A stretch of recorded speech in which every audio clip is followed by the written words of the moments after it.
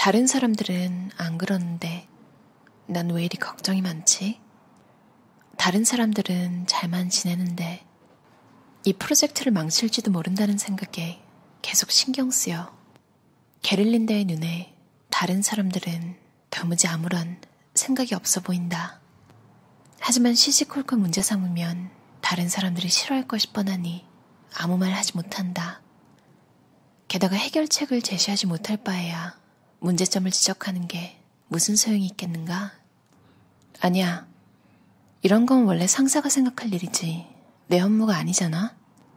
나는 왜 내 일도 아닌 것 때문에 이렇게 골머리를 앓는 거야. 게를린데는 이렇게 생각하는 자신이 못마땅할 뿐이다.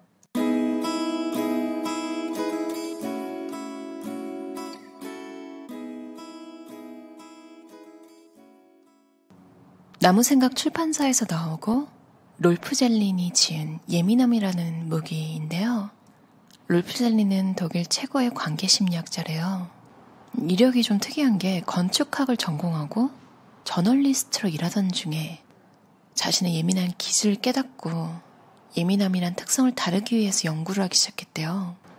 예민하다는 소리 들어보신 분들은 아마 인트로에서 얘기했던 그런 의식의 흐름 거의 매일 일어나는 일일 거예요. 뭐 하나가 일어나면 그냥 끝도 없이 물고 늘어지는 거예요, 생각이. 그걸 진짜 의식적으로 딱 쳐내지 않으면 신체적으로 진짜 움직이지 않고도 그냥 진이 다 빠지는 경우도 있고요. 이게 결과적으로 길게 봤을 때 문제가 해결이 되면 아, 이게 돌파구를 만들려고 생각을 그렇게 많이 한 거구나. 이런 긍정적인 생각으로 마무리될 때도 있어요. 뭐 아닌 경우도 있지만요. 이 책이 좋은 게 예민한 사람 이렇게 끝나는 게 아니라 예민한 내가 좋다라는 내용이잖아요. 솔직히 이득을 많이 본 것도 있거든요. 그런 성격이나 그런 특성 때문에 업무에 좀 도움이 되기도 했고요. 저는 제일 불행할 때가 예민함이라는 특성이 필요 없는 직종에서 일할 때더라고요.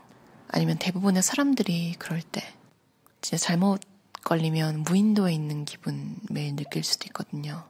그럼 아까 인트로에서 읽었던 게를린데가 느끼는 감정 계속해서 한번 읽어볼게요. 점심시간이 되어 동료들이 쏜살같이 구내식당으로 가버리자 게를린데는 사방이 조용해진 것에 안도감을 느낀다. 하지만 조용해지자마자 또 다른 자극들이 그녀를 옥죄어온다. 웅웅거리며 돌아가는 온풍기, 미세하게 삐 소리를 내는 히터, 오르락내리락하며 움직이는 엘리베이터, 윙하며 돌아가는 노트북 환풍기, 똑딱거리는 시계까지. 게를린데는 사무실뿐만 아니라 구내식당에서도 신경이 쓰인다. 점심을 먹을지 아니면 산책을 할지 갈팡질팡하기 일수다. 하지만 점심을 거르고 산책을 하면 나중에 찾아올 배고픔을 혼자서 따로 해결해야 한다는 생각에 이른다. 점심을 먹으러 가는 길에 만난 마케팅부 동료들은 무엇 때문인지 모르지만 싱긋싱긋 웃고 있다.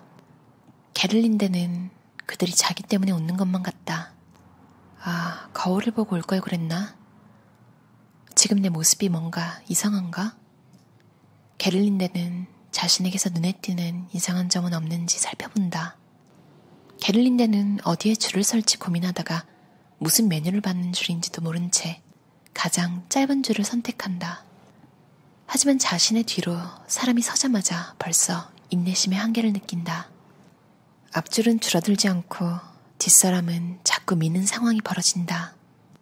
식은땀이 난다. 그러자 자신의 땀 냄새가 다른 사람들의 식욕을 망칠지도 모른다는 두려움이 밀려온다. 이런 긴장감을 도무지 견딜 수 없다. 지금이라도 줄에서 빠져나갈까?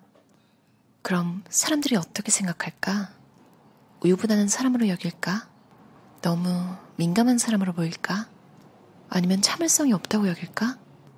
예민한 성향을 가진 사람이 만족스럽게 살지, 불만족스럽게 살지, 행복하게 살지, 불행하게 살지, 지쳐서 살아갈지, 열정적으로 살아갈지는 자신에게 달려있다. 가상인물 게를린데의 이야기처럼 예민한 사람 중에는 자신은 예민함 때문에 힘들어하는 사람도 있지만 자신의 소질을 건설적으로 활용할 줄 아는 사람도 많다. 경계를 설정하는 법 배우기. 과거의 나는 내담자들과 더불어 늘 빗나간 노력들을 해왔다. 주변에 적응하고자 하는 노력들, 되도록 둔감해지려는 노력들을 해왔던 것이다. 그 모든 것들이 자신의 본 모습과 다르게 살려는 노력들이었고 자연스러운 지각을 포기하고자 하는 헛된 노력들이었다. 그렇게 노력하는 가운데 자기 지각이 희생되어야 했다. 그러나 이런 지각은 사그라드는 듯하다 다시금 고개를 들고 찾아왔다. 스스로를 제때 지각하지 못하는 사람은 스스로를 제대로 챙기지 못한다. 자신에게 충실하지 못하고 삶에서 자신의 자리를 찾지 못한다. 그러면 외부 세계와 접촉할 때마다 에너지를 잃게 되고 자기 색깔을 내고 선을 긋는데 문제가 생긴다. 반면 의식적으로 지각하고 중심을 잡고 자기 정체성과 경계를 분명히 할 수 있는 사람은 에너지가 충만하다. 예민한 사람들의 경우 자신의 경계를 분명히 하고 예민한 사람들에게 종종 부족해지기 쉬운 갈등 해결 능력을 개발해 나가는 것이 중요하다. 예민한 사람들은 보통 사람들보다 심리학에 더 관심이 많다. 그들은 자기 자신과 세계를 이해하고 싶어 한다. 일의 속사정을 알고 싶어 하고 자신과 세계에 대해 질문할 준비가 되어 있다. 단언하건대 예민함은 재능이다. 보통 사람보다 더 민감한 지각 능력을 가진 사람은 사실 삶 속에서 더 많은 기쁨과 행복과 내적 풍요를 경험할 수 있다. 예민한 사람들은 스스로를 아웃사이더처럼 생각하는 경향이 있지만 사실 예민한 사람은 생각보다 훨씬 많다. 전체 인구의 15에서 20%가 그에 속한다. 따라서 예민함은 흔한 특성이다. 그런데도 왜 예민한 사람들은 거의 눈에 띄지 않고 스스로를 외톨이처럼 여기는 것일까? 대부분의 예민한 사람들이 주변에 적응하고 자신의 본질을 부인하는 것을 배웠기 때문일 것이다. 배려와 공감으로 다른 사람에게 맞춰주는 예민한 사람들은 매우 환영을 받는다.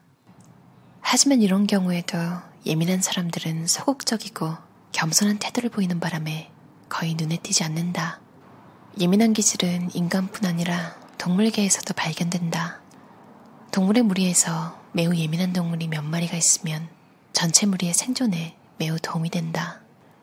예민한 동물이 위험을 가장 먼저 감지하고 다른 동물에게 경고하기 때문이다. 무리짓지 않고 독립적인 생활을 하는 동물조차 예민함은 생존에 유익을 제공한다. 예민한 동물은 먹이를 놓고 싸우지 않고 스스로 물러나 피하는 쪽을 선택하기 때문이다. 많은 예민한 사람들이 부담스러워하는 특성, 즉 차별화된 지각과 포괄적인 지각이 바로 예민한 동물들에게 생존의 유익을 제공한다. 나의 예민함 자가 진단법. 붐비는 시내에서 쇼핑을 할 때 다른 사람보다 더 많이 스트레스를 받는다. 영화나 텔레비전에서 등장하는 폭력 장면에 다른 사람들보다 더 강한 인상을 받는다. 사회의 불의를 보거나 들으면 마치 자신이 당한 것처럼 분노가 치민다. 다른 사람들보다 겁이 많다. 소음에 민감한 편이다. 여행하는 걸 다른 사람보다 더 힘들어한다. 사람을 만난 뒤 진이 빠지는 느낌이 들 때가 있다. 다른 사람 혹은 자신이 내뱉은 사소한 말 때문에 계속 신경이 쓰일 때가 종종 있다.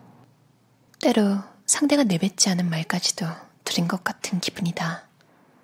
게을리했거나 충분히 잘해내지 못한 일에 신경이 쓰일 때가 많다. 다른 사람들을 보기만 해도 그들의 상태가 짐작된다. 다른 사람들보다 더 많이 혹은 다른 것을 감지하기 때문에 종종 오해받는 느낌이다. 그래서 때로 외롭다. 사람이 많은 곳은 가능하면 피하고 싶다. 평소 홀로 조용히 보내는 시간이 많이 필요한 편이다. 화목한 것이 중요하다. 그렇지 않으면 잘 견디지 못한다. 갈등 상황을 되도록 피하는 편이다. 예민한 사람들이 스트레스에 취약한 또 한 가지 요인은 자신의 부모도 예민한 경우가 많아 어린 시절에 부모가 스트레스 상황에서 건설적으로 대처하는 모습을 제대로 보지 못했다는 점이다. 이거 좀 슬펐어요. 사람은 환경의 동물이라고 하잖아요. 여러분 닮고 싶든 닮고 싶지 않든 주변에 있는 사람한테 영향을 받게 마련인데요. 워런 버핏도 심지어 배우자 만나는 게 중요하다고 하잖아요. 그러니까 여러분보다 나은 사람인데 그걸 아직 못 깨달은 사람을 만나라고 하더라고요. 그만큼 우리는 주변 사람을 닮아가는데요. 참 예민함도 선천적인 것도 있지만 또 그 선천적인 게 위에서 내려오는 것도 있잖아요. 그런데 그 부모님이 살아가는 모습을 또 후천적으로 학습한 것도 이제 더블이 되는 거죠. 그리고 진짜 슬프지만 점점 더 보이더라고요. 유전자라는 게 진짜 무서운 거구나. 좀 안 좋은 점을 반면교사로 삼아서 고쳐나갈 수도 있지만 못 그러는 경우도 있잖아요. 그러니까 어떤 사람들은 타고나길 편하게 타고나고 또 집안 환경도 편안한 분위기에서 자라면 너무 당연하게 사람은 익숙한 걸 고르잖아요. 또 그런 환경을 찾아가고 그러는 것 같아요. 예민함이 사실 부정적인 의미도 많잖아요. 사실 더 많다고 하는 게 맞는데 이 책에서는 긍정적인 면을 계속 보여주려고 해서 너무 좋았어요. 그리고 뭔가 이해받는 기분이 들어서 좋았어요. 얘는 왜 이렇게 예민해? 왜 이렇게 까다로워? 그러니까 그런 말을 들으면 솔직히 타고난 게 큰데 어린애한테. 그러니까 그 어린애들은 저도 어렸을 때 그랬어요. 그러니까 이게 내 잘못이라고 인지를 받는 거잖아요. 상대방한테, 어른들한테. 진짜 안 그랬으면 좋겠어요. 그거를 극복하는데 굉장히 오래 걸렸고 솔직히 지금도 그게 극복이 됐는지 모르겠어요. 진짜 이걸 좋게 만드는 유일한 방법은 이게 적용되는 직업을 가지거나 그리고 나를 있는 그대로 이해해주는 사람, 친구들 곁에 두는 것 같아요. 그리고 뭐 아무것도 없으면 사실 이런 책을 읽는 것만으로도 되게 힐링이 되더라고요. 힐링이 그냥 읽고 끝나는 힐링이 아니라 나라는 사람에 대해서 알게 되는 통찰력을 가지는 힐링? 소설책 읽을 때 섬세한 장면 묘사에서 이걸 이렇게 느낄 수도 있구나, 이걸 이렇게 표현할 수 있구나, 이걸 이렇게 적을 수 있는 사람이 이렇게 바깥 세상에 존재하고 많이 있구나. 책에서도 나왔듯이 예민함이 생각보다 흔해요. 근데 또 책에서 나왔듯 조용하기 때문에 눈에 잘 안 띄는 것 같아요.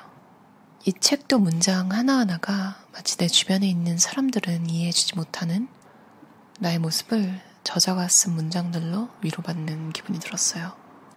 공통점 있는 친구 만나면 맞장구 치고 웃고 서로 막 난리 나잖아요.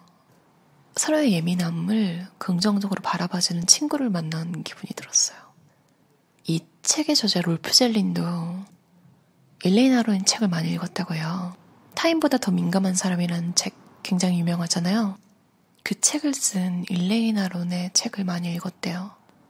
어제 딱 청취자분이 제 MBTI를 물어보셔가지고 INFP 스타일에 맞는 책을 가져왔어요. 다른 MBTI 분들도 아마 공감 많이 하실 수도 있는데요. 약간 INFP가 이런 느낌으로 알려져 있더라고요. 오늘 자기 전에 계속 나는 예민한 내가 좋다, 이렇게 좀 긍정적으로 생각하고 자려고요. 그러니까 그 공간에 대한 불편함을 느끼는 부분에 너무너무 공감해서 읽는 것만으로도 좀 위안이 됐어요. 최근에 좀 그런 일이 많았거든요. 여러분도 혹시 예민한 성격을 가지고 계시다면, 그리고 또 삶이 좀 힘드시다면 분명히 이 성격이 장점이 되는 곳이 있어요. 그리고 그 자리에 언젠가 가시게 될 거예요.